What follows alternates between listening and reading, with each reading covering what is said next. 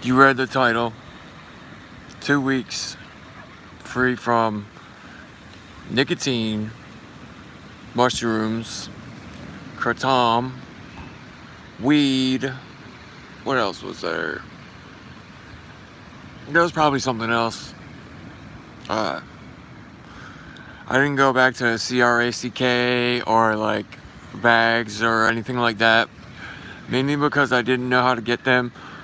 Greatly in part due to the fact that my ex, who lived right in the heart of the hood, apparently is in jail now.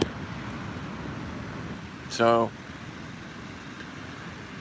all indicators are that for me to use is a bad idea.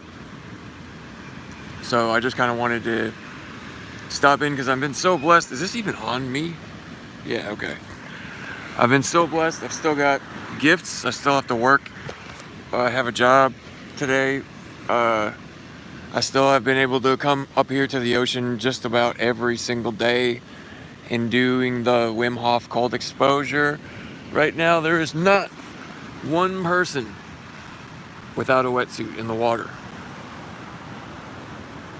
A year ago, I still had a lot of vanity distortions in me, and so I would like post TikToks about it and like jump in the water and like do Breath of Fire really fucking loud because you just had to know everything I was doing. So just to make this quick, I still have a lot of distortions in me.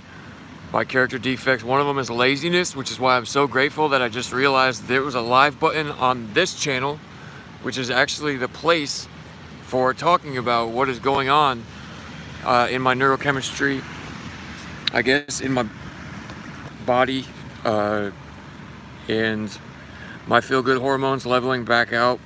I've been taking Imodium AD every day. I just got a pang of the chills just then. But I just keep doing the next thing. Like, I was supposed to go to a self-defense class today, but then I realized you've already been to yoga, James, and you know you're gonna want to jump in the ocean. And my sleep hygiene has been pretty impeccable lately. Oh, super important. One of my goals, besides just not losing this clean time, and yes, I'm referring to myself as an addict now, because otherwise I use the word sober to hide my precious, which in this case was getting blasted off of Delta 8, Delta 10, and real weed whenever I chose.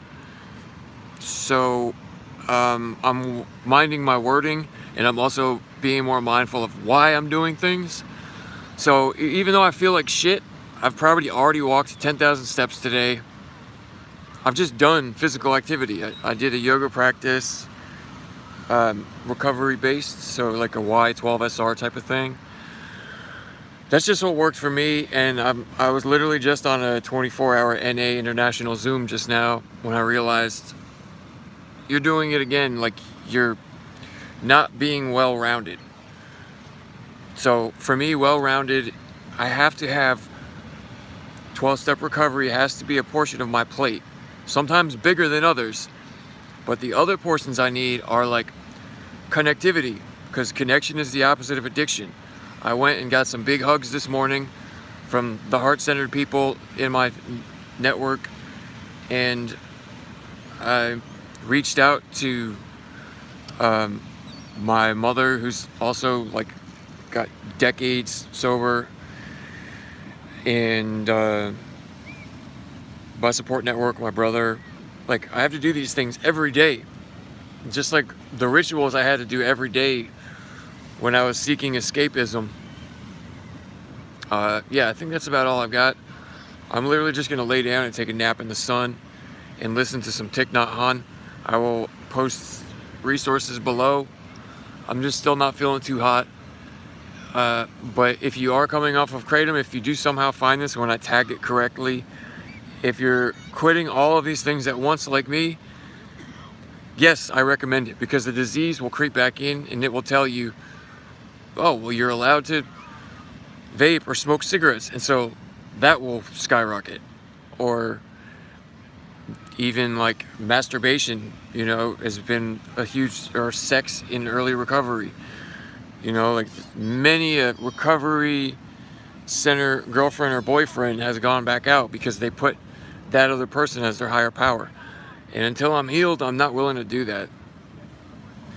Anyways, it's easier to stay sober than it is to get sober. So now that I remember this, I'm going to be posting a lot more on this channel. And I think that's all I've got. So thanks for tuning in. Peace and love.